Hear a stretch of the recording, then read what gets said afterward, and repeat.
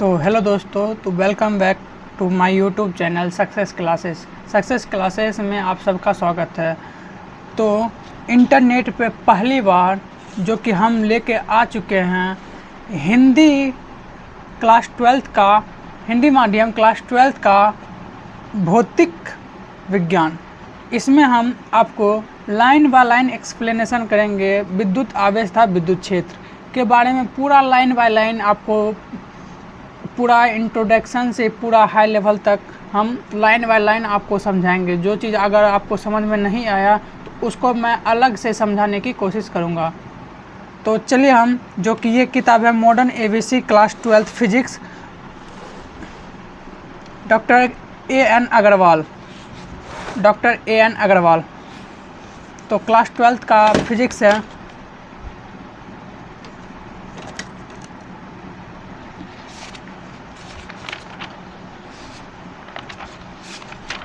इसको मैं line by line explanation करूँगा। उसके बाद इसका ऑब्जेक्टिव भी करवाऊँगा, जो कि बोर्ड सब में पूछा जा चुका है और पूछे जाने वाले हैं 2025 में। तो सबसे पहले ये जो चैप्टर है विद्युत आवेश था विद्युत क्षेत्र, इसे इंग्लिश में electric charge and electric field कहते हैं। आपको कुछ इंग्लिश का भी शब्द आपको वर्ड याद रखना पड़ेगा, क्योंकि आगे आपको इंग्लिश ही काम देगा। तो सबसे पहले हम ये बताते हैं कि विषय इस चैप्टर के अंतर्गत हम क्या क्या चीज़ पढ़ने वाले हैं। तो सबसे पहले है विद्युत आवेश। हम आवेश के बारे में पढ़ने वाले हैं, आवेश का संरक्षण के बारे में पढ़ने वाले हैं, कूलम का नियम पढ़ने वाले हैं, दो बिंदु आवेश के बीच बल पढ़ने वाले हैं, बहुलक विद्युत आवेशों के बीच बल पढ़ने वाले हैं, अध्यारोपण का सिद्धांत तथा आवेश का अविरत वितरण पढ़ने वाले हैं, विद्युत क्षेत्र पढ़ने वाले हैं, बिंदु आवेश के कारण विद्युत क्षेत्र पढ़ने वाले हैं, विद्युत क्षेत्र रेखाएं पढ़ने वाले हैं, विद्युत द्विध्रुव पढ़ने वाले हैं, विद्युत द्विध्रुव के कारण विद्युत क्षेत्र की तीव्रता पढ़ने वाले हैं, समरूप विद्युत क्षेत्र में विद्युत द्विध्रुव पर बल आघूर्ण पढ़ने वाले हैं। ये जो टॉपिक है विषय, इस सब में से हमको पढ़ने वाले हैं। इस विद्युत आवेश तथा विद्युत क्षेत्र के अंतर्गत इस सब में के बारे में हम जानेंगे। तो सबसे पहले हम आवेश के बारे में जानते हैं। आवेश मतलब आवेश का शब्द कैसे आया, इसका हिस्ट्री जानते हैं। तो सबसे पहले आइए घर्षण विद्युत में। तो यहाँ आपको दिख रहा होगा, ईसा से लगभग 600 BC पूर्व यूनानी दार्शनिक था जिसका नाम था थेल्स। ईसा से लगभग 600 वर्ष पूर्व एक यूनान का दार्शनिक था जिसका नाम था थेल्स। थेल्स ने बाल्टी नदी के किनारे एक ब्राउन कलर का चिपचिपा सा पदार्थ देखा था जिसका नाम था, उस पदार्थ का नाम था अंबर। उस पदार्थ का नाम था अंबर।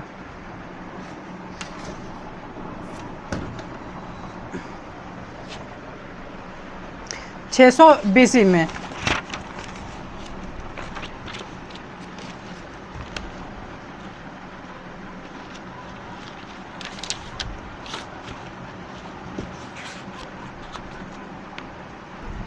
तो 600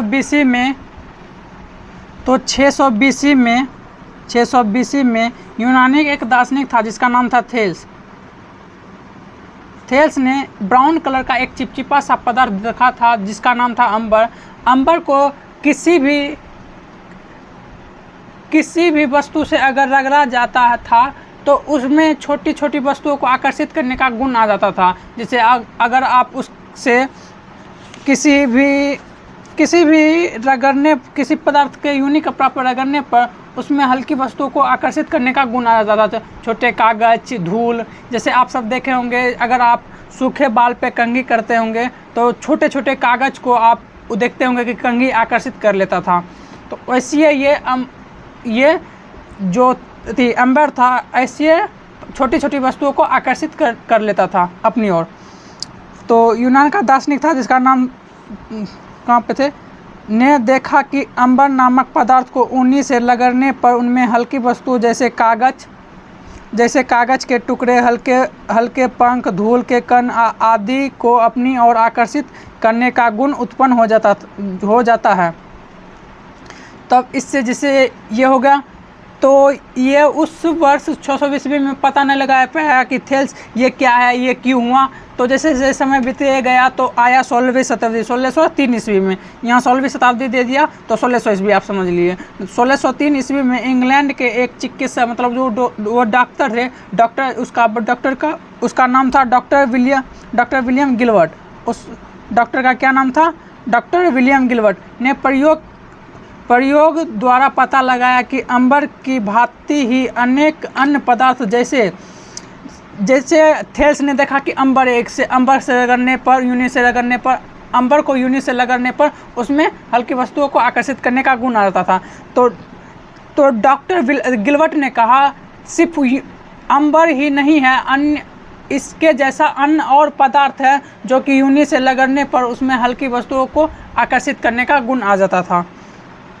जैसे कांच, एवोनाइट को आभूषण कहते हैं, गंधक आदि भांति ही अनेक अन्य गंधक आदि को भी रगड़े जाने पर उनमें हल्की वस्तुओं को आकर्षित करने का गुण आ जाता है। सन 1646 ईस्वी में सर थॉमस ब्राउन ने उस ऊर्जा को जिसके कारण पदार्थ में हल्की वस्तुओं को आकर्षित करने का गुण आ जाता है इलेक्ट्रिसिटी नाम दिया, जिसे हमारी भाषा में विद्युत कहा गया। अब थॉमस ब्राउन ने क्या बताया 1646 ईस्वी में? जो भी जैसे जो कंघी को हम बाल में लगा रहे हैं, सूखे हुए बाल में लगा रहे हैं, वो जो थी छोटे छोटे धूलकण को अपनी ओर आकर्षित कर लेता था, वो जो ऊर्जा से आकर्षित करता था उसी को थॉमस ब्राउन ने उस ऊर्जा को नाम दिया इलेक्ट्रिसिटी, जो कि हमारे भाषा में उसे विद्युत कहा गया। अतः विद्युत से तात्पर्य उस ऊर्जा से है जिसके आ जाने से पदार्थ में हल्की वस्तुओं को आकर्षित करने का गुण आ जाता है। चूँकि विद्युत की यह उत्पत्ति वस्तुओं पर परस्पर रगड़ने से अर्थात घर्षण से हुई, इसीलिए इसे घर्षण विद्युत कहा गया। जिस वस्तुओं में यह गुण आ जाता है वह विद्युत में इलेक्ट्रिफाइड अथवा आवेशित कहलाती है। किसी पदार्थ में विद्युतमय हो जाने का तात्पर्य है कि पदार्थ ने आवेश ग्रहण कर लिया। जब आवेश स्थिर अवस्था में होता है तब उससे संबंधित घटनाओं का अध्ययन हम स्थिर विद्युतिकी इलेक्ट्रोस्टैटिक्स के अंतर्गत करते हैं। इतना बात आप सबको समझ में आ गया।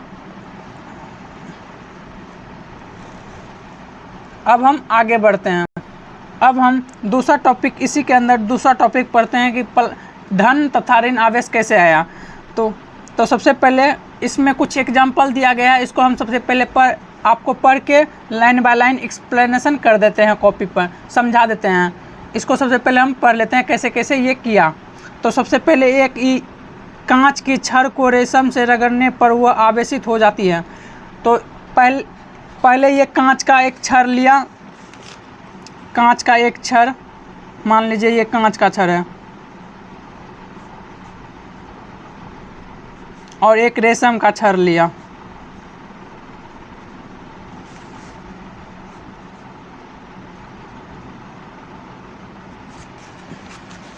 कांच का छड़ और एक लिया रेशम को छड़। रेशम से अगर ये कांच को हम रेशम से रगड़ देंगे, ये रेशम से अगर हम कांच को रगड़ देंगे, मतलब घर्षण करवा देंगे, तो वह आवेशित हो जाती है, ये आवेशित हो जाता है।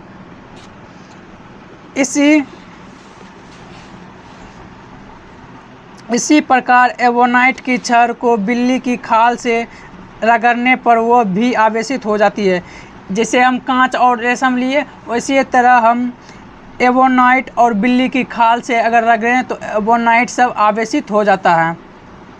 परंतु इन दोनों छड़ों के आवेश एक दूसरे से भिन्न प्रकार के होते हैं। परंतु इस दोनों को अगर हम, जैसे कांच और रेशम को अगर हम रगड़ते हैं तो उसमें कोई प्रतिकर्षित करता है अगर मान लीजिए प्रतिकर्षित करता है, दोनों एक दूसरे से चिपकता है। अगर हम बिल्ली की खाल और एवोनाइट को एक दूसरे से लगते हैं तो मानो कि उस दोनों के बीच में प्रतिकर्षण होता है, मतलब बहुत दूर छिटकता है, दूर भागना का। तो हम कोशिश लगा के उसके पास लाने की कोशिश कर रहे हैं तो वो दूर भागता है। तो ऐसे आप समझ सकते हैं।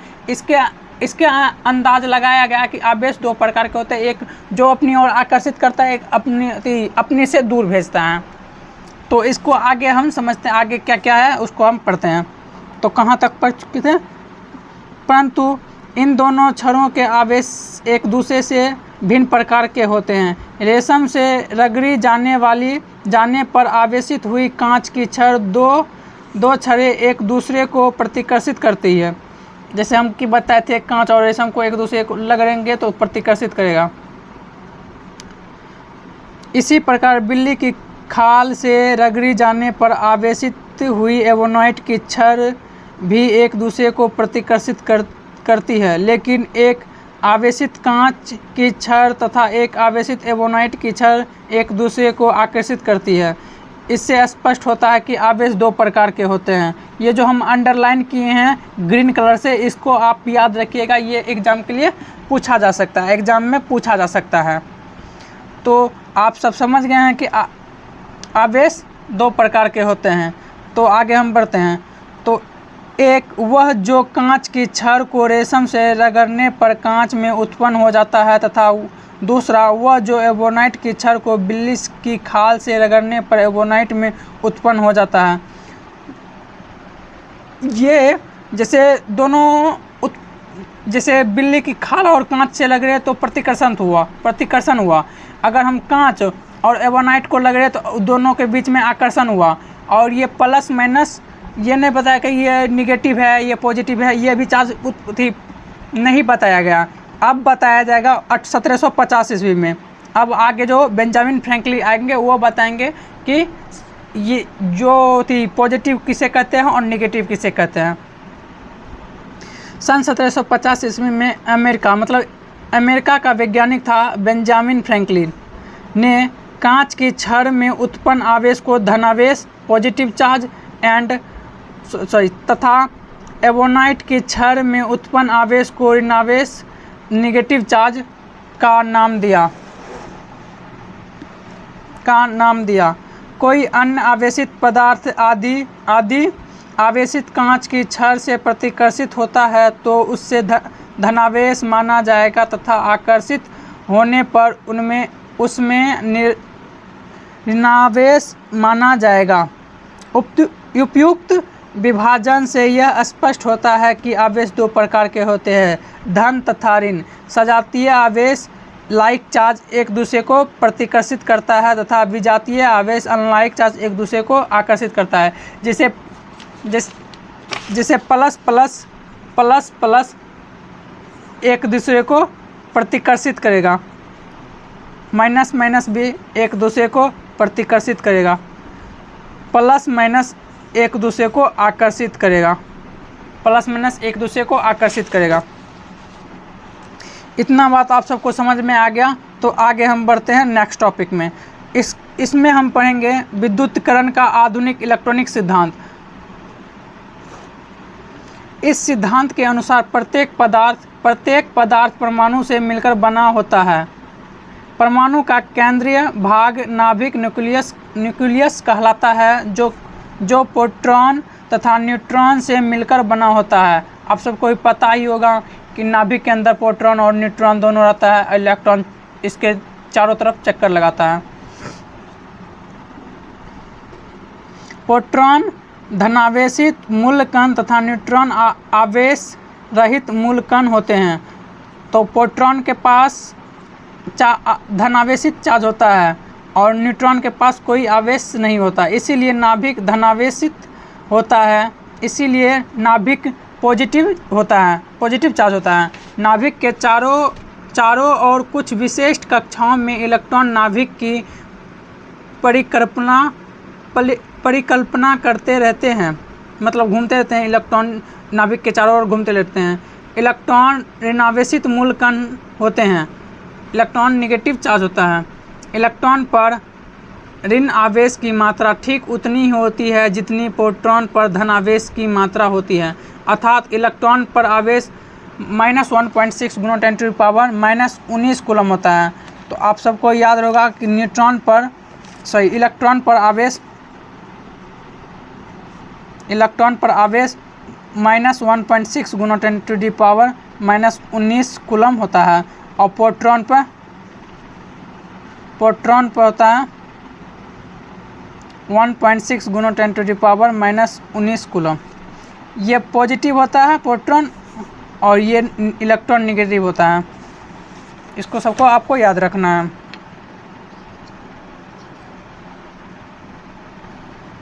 प्रोटॉन को चार्ज को आपको याद रखना है। तो आगे हम बढ़ते हैं। सामान्य अवस्था में प्रत्येक परमाणु विद्युत उदासीन कण होते हैं क्योंकि परमाणु में प्रोटॉनों और इलेक्ट्रॉनों की संख्या ठीक बराबर होती है। नाभिक में न्यूट्रॉन तथा प्रोटॉन अत्यधिक दृढ़ता से एक दूसरे से बंधे रहते हैं और परमाणु में से किन्हीं निकालना पाना अत्यंत कठिन है। बाहरी कक्षा में इलेक्ट्रॉन नाभिक से कम दृढ़ता से बंधे रहते हैं। जब किसी परमाणु में से किसी प्रकार एक अथवा अधिक इलेक्ट्रॉन निकाल दिए जाएं तो वह परमाणु से धनावेशित हो जाता है। इसके विपरीत किसी परमाणु को बाहर से एक अथवा इलेक्ट्रॉन दे देने पर वह ऋणावेशित हो जाता है। इतना बात आपको समझ में नहीं आएगा तो अब हम आपको समझाते हैं। अगर किसी परमाणु को हम यहाँ से एक इलेक्ट्रॉन निकाल दिए तो इसमें पॉजिटिव आ जाएगा। अगर हम किसी परमाणु को एक इलेक्ट्रॉन एक्स्ट्रा दे दिए तो इसमें निगेटिव आ जाएगा, क्योंकि इलेक्ट्रॉन जहाँ भी जाता है वो अपना माइनस ले जाता है और जहाँ से चला जाता है वहाँ प्लस छोड़ जाता है। और इलेक्ट्रॉन आपको हम बताए थे, इलेक्ट्रॉन जहाँ भी आता है अपना माइनस लेके आता है और जहाँ से भी चला जाता है वहाँ प्लस छोड़ के चला जाता है। यहाँ तक हम पढ़ लेते। इस प्रकार किसी वस्तु का धनावेशित हो जाना उसके परमाणु में इलेक्ट्रॉन की कमी प्रदर्शित करता है। अगर कोई परमाणु अगर धनावेशित हो गया तो आप समझ सकते हैं कि उसमें इलेक्ट्रॉन की कमी हो गई, तथा वस्तु का ऋणावेशित हो जाना उसके परमाणु में इलेक्ट्रॉनों की अत्यधिक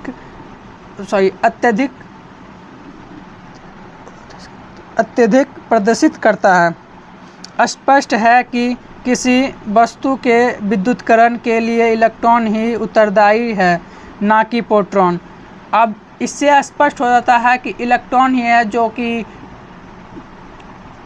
किसी को अगर हम इलेक्ट्रॉन को ही हम दूसरे परमाणु में भेज सकते हैं या दूसरे से ले सकते हैं। मतलब इसमें अगर हम ज़्यादा एनर्जी देंगे तो ये दूसरे ऑर्बिट में जंप कर जाएगा। ये सब आपको केमिस्ट्री में पता चलेगा। केमिस्ट्री में पढ़ाएंगे सर इसमें कितना एनर्जी देंगे तो ये दूसरे में जंप कर जाएगा। अब हम आगे बढ़ते हैं। दो वस्तुओं को परस्पर रगड़ने पर ऊष्मीय ऊर्जा उत्पन्न होता है, जिससे एक वस्तु के परमाणु की बाहरी कक्षा से कुछ इलेक्ट्रॉन निकलकर दूसरी वस्तु में चले जाते हैं। इलेक्ट्रॉन देने वाली वस्तु इलेक्ट्रॉनों की कमी हो जाने के कारण धनावेशित तथा इलेक्ट्रॉन ग्रहण करने वाली वस्तु इलेक्ट्रॉनों की अधिकता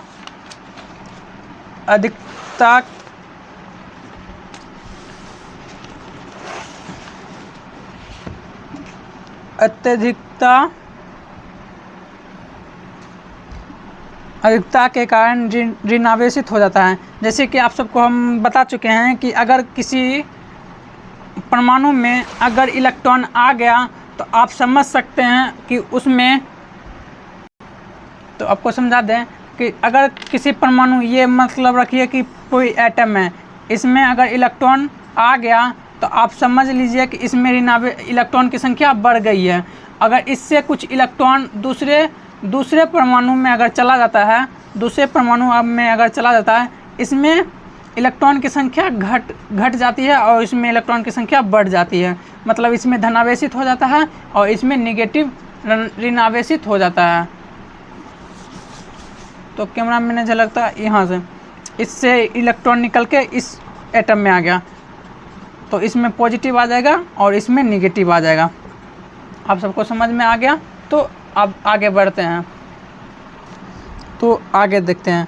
दो पदार्थ में घर्षण द्वारा कौन सा पदार्थ आवेशित होगा और कौन सा पदार्थ ऋण आवेशित, यह उनमें इलेक्ट्रॉन की बंधन ऊर्जा पर निर्भर करता है। कांच के इलेक्ट्रॉनों की बंधन ऊर्जा रेशम के इलेक्ट्रॉनों की बंधन ऊर्जा से कम होती है, अर्थात कांच को रेशम से रगड़ने पर इलेक्ट्रॉन कांच से निकलकर रेशम में चले जाते हैं। इसी प्रकार एवोनाइट की इलेक्ट्रॉनों की बंधन ऊर्जा बिल्ली की खाल के इलेक्ट्रॉनों की बंधन ऊर्जा से अधिक होता है, अर्थात एवोनाइट की छड़ को बिल्ली की खाल से रगड़ने पर इलेक्ट्रॉन बिल्ली की खाल से निकलकर एवोनाइट की छड़ में चले जाते हैं। इतना बात आप सबको समझ में आ गया? तो अब हम मोस्ट इम्पॉर्टेंट टॉपिक पढ़ने वाले हैं, आवेश का संरक्षण। आवेश का संरक्षण ये आपको एग्जाम में 2 मार्क्स का पूछा जा सकता है, तो आवेश का संरक्षण पूछा जा सकता है। अब हम इसका परिभाषा पूछा जा सकता है कि इसे किसे, मतलब आवेश का संरक्षण किसे कहते हैं। तो आप समझ लीजिए, आवेश को ना तो उत्पन्न किया जा सकता है ना ही नष्ट किया जा सकता है, ये उसका परिभाषा। आप नहीं समझे होंगे तो आपको फिर से हम समझा देते हैं। आवेश को ना ही उत्पन्न किया जा सकता है, नहीं तो बनाया जा सकता है, ना ही कभी मिटाया जा सकता है, बस आप इतना समझ लीजिए। अब हम आगे बढ़ते हैं। यह आवेश संरक्षण का नियम है, इसे ही आवेश संरक्षण का नियम कहते हैं। आवेश को ना तो उत्पन्न किया जा सकता है ना ही नष्ट किया जा सकता है, यही आवेश का संरक्षण का नियम है कहलाता है, जो कि एक सार्वत्रिक यूनिवर्सल लॉ है। किसी पृथ्वीकृत निकाय आइसोलेट सिस्टम में कुल आवेश, धनावेश तथा ऋणावेश का बीजगणितीय योग नियत रहता है। जैसे उदाहरण के लिए इतना, ये सब एक उदाहरण आपको देंगे तो आपको समझ में आ जाएगा। ये बहुत उदाहरण है, अगर आप आगे जो मेरा वीडियो आने वाला है उसमें मैं पूरा मतलब बोर्ड पे बताऊंगा। इसमें आपको मैं लाइन बाय लाइन इतना, क्योंकि आधा घंटा हो चुका है, अगर मैं ज़्यादा वीडियो लंबा करूंगा तो बहुत देर हो जाएगा। इसीलिए जो हमको लगता है कि इम्पोर्टेंट है, जो कि पूछ सकता है, जो ये सब एक उदाहरण दूंगा तो आपको समझ में आ जाएगा। तो ज़्यादा उदाहरण देने में आप सब याद रखिएगा। घर्षण द्वारा वस्तुओं को आवेशित करने पर दोनों वस्तुओं पर एक साथ ठीक बराबर किंतु विपरीत आवेश उत्पन्न होते हैं। इस प्रकार दोनों वस्तुओं पर उत्पन्न आवेश की कुल मात्रा शून्य है। वस्तुओं को रगड़ने से पहले भी उन पर कुल आवेश शून्य ही था। अगर हम मान लेंगे, अगर हम, ये एक परमाणु है, ये भी एक परमाणु है, मान लीजिए, इसमें कोई आवेश नहीं है, इसमें भी कोई आवेश नहीं है। अगर हम ये A और B, ये दोनों का अगर हम परस्पर रगड़ते हैं तो ये दोनों को आवेशित हो जाता है, ये दोनों आवेशित हो जाएगा। अब हम समझते हैं, जैसे आपको इतना समझ में नहीं आएगा, ये हम आपको समझाते हैं। जैसे इसमें +5E है, मतलब पॉजिटिव 5E है, और इसमें -5E है, समझ में गया। अगर हम ये दोनों को परस्पर रगड़ते हैं तो -5E + 5E दोनों का अगर हम जोड़े हैं, -5E + 5E दोनों कट के शून्य हो जाएगा। फिर से ये दोनों अनावेशित हो जाएगा, मतलब इसमें कोई आवेश नहीं रहेगा। अगर दोनों को हम परस्पर रगड़ते हैं, इससे पता चलता है कि ना तो आवेश को उत्पन्न किया जा सकता है, नहीं तो नष्ट किया जा सकता है। आवेश को एक स्थान से दूसरे स्थान में ट्रांसफ़र जरूर कर सकते हैं। आवेश को ना तो ये 5 को हम नष्ट कर सकते हैं कल, नहीं तो इसको हम नष्ट कर सकते हैं। आई होप कि ये बात आप सबको क्लियर हो गया होगा। तो आगे बढ़ते हैं। तो कहते घर्षण द्वारा वस्तुओं का आवेशित करने पर दोनों वस्तुओं पर एक साथ ठीक बराबर किंतु विपरीत आवेश उत्पन्न होते हैं। इस प्रकार दोनों वस्तुओं पर उत्पन्न आवेश की कुल मात्रा शून्य है। वस्तुओं को रगड़ने से पहले भी उन पर कुल आवेश शून्य ही था। आप सबको समझ में आ गया? तो आगे बढ़ते हैं, क्योंकि इतना लंबा वीडियो नहीं कर पाएंगे, तो इसीलिए ये लास्ट टॉपिक आज हम पढ़ाने वाले हैं। आगे जो पढ़ाने वाले हैं वो नेक्स्ट वीडियो में आपको बताया जाएगा। तो आवेश का क्वांटीकरण आज हम पढ़ा देते हैं। Q बराबर NE इसका फॉर्मूला होता है, तो हम पहले समझ लेते हैं। आवेश की न्यूनतम संभव मात्रा को मूल आवेश कहते हैं। आवेश की न्यूनतम सबसे छोटा मतलब एक इससे भी छोटा होता है क्वांट, लेकिन वो आप सबको बोर्ड के लिए वो आप सबको नहीं पूछेगा। मूल आवेश, सॉरी हेडिंग तो पढ़ चुके हैं, अब हम पढ़ने वाले हैं। आवेश की न्यूनतम संभव मात्रा को मूल आवेश कहते हैं। प्रकृति में न्यूनतम आवेश एक इलेक्ट्रॉन का आवेश होता है। ये जो अंडरलाइन आपको ग्रीन से हाईलाइट दिख रहा होगा, इसको आपको याद रखना होगा। प्रोटॉन पर भी इतनी ही किंतु विपरीत प्रकृति का आवेश होता है। आवेश की इस न्यूनतम मात्रा को E से प्रदर्शित किया जाता है। इसे कम आवेश का कोई भी कण याद नहीं है। किसी भी आवेशित कण जैसे अल्फा कण, आयन आदि अथवा आवेशित वस्तु जैसे कोई आवेशित बूंद अथवा गोली से आवेश की मात्रा सदैव E के पूर्ण गुणज के रूप में E2, E3, E4 ही पाई जाती है, ना कि E की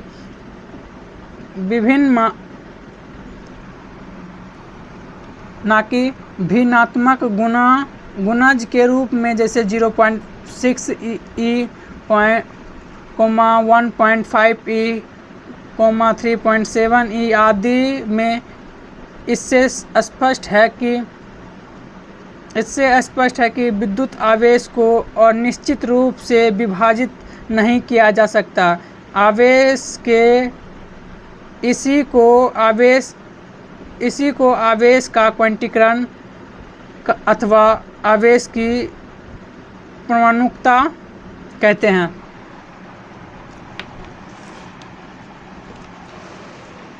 आपको समझ में, अगर आवेश का क्वांटीकरण समझ में नहीं आया तो अब हम आपको समझाते हैं। आवेश को एक परमाणु से दूसरे परमाणु में अगर स्थानांतरित करना होगा तो उसमें 1.5 इलेक्ट्रॉन स्थानांतरित नहीं होगा, ये गलत है। इसमें आपको 1 या 2 इंटीजर फॉर्म में आपको ट्रांसफर करना पड़ेगा दूसरे में।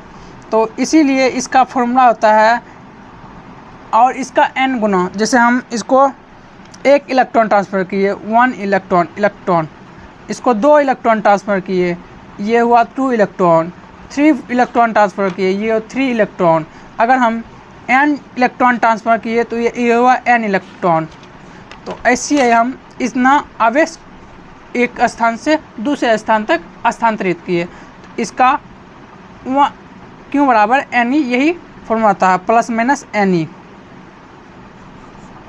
ये फॉर्मूला आपको याद रखना होगा। तो आगे बढ़ते हैं। तो आवेश की छोटी से छोटी इकाई E है, जिसका मान 1.6 × 10⁻⁻19 कूलम होता है। यही मूल आवेश है। इलेक्ट्रॉन की पूर्ण संख्या का ही आदान प्रदान संभव है। इंटीजर नंबर में ही एक वस्तु से दूसरे वस्तु में इलेक्ट्रॉन स्थानांतरित हो सकता है।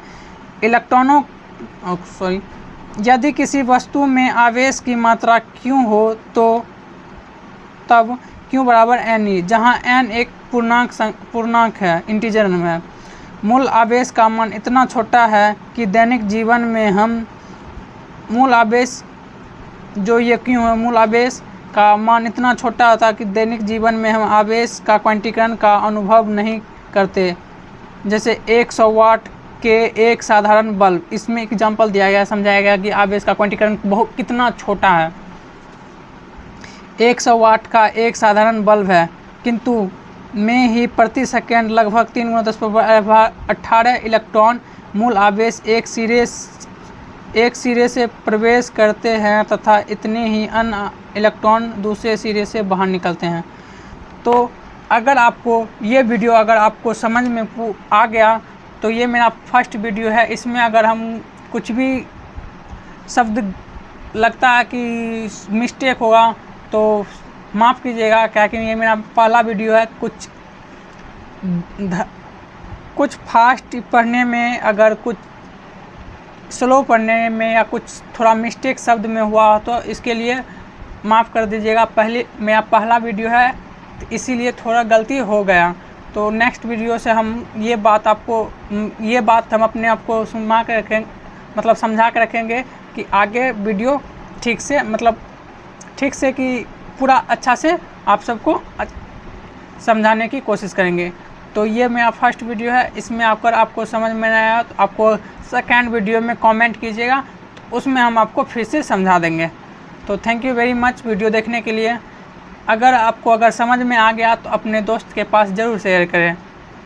Thank you very much video देखने के लिए।